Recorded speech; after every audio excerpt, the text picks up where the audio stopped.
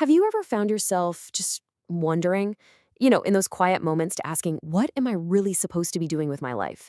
It's this massive universal question, right?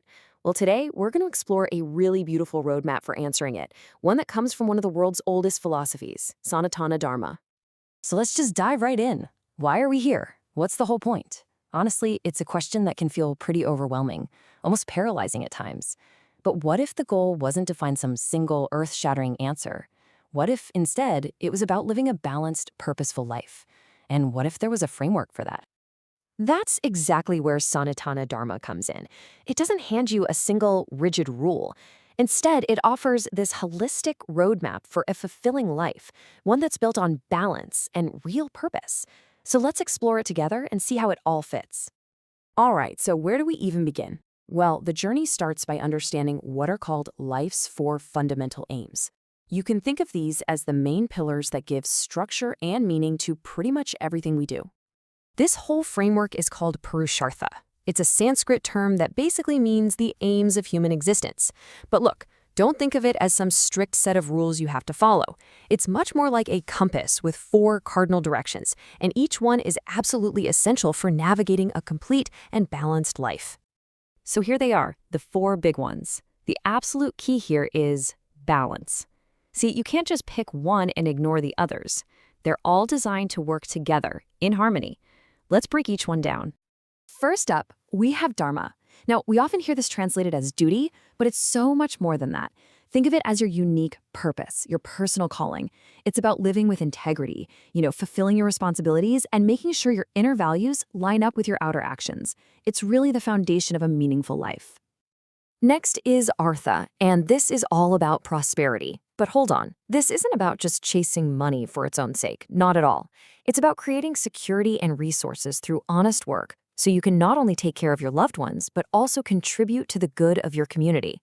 It's what you might call prosperity with a purpose. Then we've got Kama, the pursuit of pleasure and our desires. This philosophy is not about denying the joys of life, things like love, family, art, beauty. Nope, it fully embraces them as a vital part of being human. The whole trick is to enjoy them without letting them control you, always keeping them in balance with your dharma. And that brings us to the final aim, moksha, liberation. This is the ultimate spiritual goal. It's that profound realization that your true self isn't just your body or your mind, but something eternal.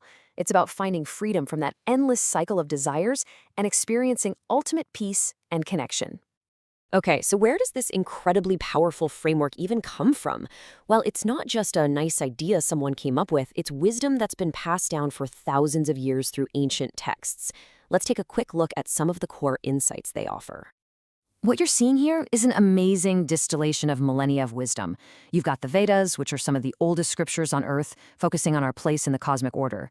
Then the Upanishads, which turn the focus inward, exploring the very nature of our consciousness. The Bhagavad Gita, it's like a practical handbook for living a purposeful life in a chaotic world. And the Puranas bring all these ideas to life through incredible stories. Each one gives us a different lens to see the same ultimate truths. Let's just pause on this one powerful phrase from the Upanishads, Tat Twam Asi, which means you are that. Now, this isn't just pretty poetry. It's a radical declaration that the divine spark you might be looking for outside yourself is actually the very essence of who you are. Think about that for a second. It completely shifts your perspective on your own potential. And check this out, a core teaching from the Bhagavad Gita that might just redefine how you think about yoga. Samatvam yoga uchete, meaning equanimity is yoga. What this is telling us is that the true practice of yoga isn't just about being flexible with your body, it's about stability in your mind and emotions. It's the ability to stay centered and calm, whether you're celebrating a huge win or facing a tough loss. That inner balance is the state of yoga. Okay, so this is all really fascinating philosophy, right? But the big question is, how do we actually live this stuff? How does all this ancient wisdom apply to our busy modern lives? Well, the great thing is, these texts don't just give us theory, they give us a practical toolkit for building a happier life. So here are 6 key practices that can really help us walk this path. And these aren't about making massive, dramatic changes overnight. They're simple, consistent actions that, when you practice them over time, can lead to some really profound inner peace and fulfillment. First up is self-control. And this has nothing to do with punishing yourself or trying to suppress joy. It's actually about empowerment. Because when you're in charge of your desires instead of your desires being in charge of you, well, that is true freedom. Next, we have selfless service, or seva. This is such a simple but totally transformative shift in focus, from what can I get to what can I give. And the amazing paradox here is that the more joy you share with others, the more it actually multiplies inside yourself.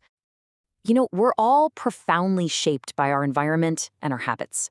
That's why satsang, or keeping the company of wise and positive people, is so important. And sadhana, having a consistent personal practice like meditation or quiet reflection, builds the inner stability you need for growth. Together, they create this powerful support system for your well-being. This next one is such a powerful antidote to our modern consumer culture. Simple living, high thinking. It's this kind of radical idea that true peace doesn't come from getting more stuff, but from wanting less. It's about shifting your focus from accumulating things to cultivating wisdom.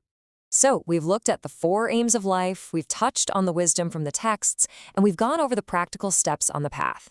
Where does all of this lead? What's the big secret that this whole journey is pointing toward? If we boil everything we've talked about down to its very core, this is it.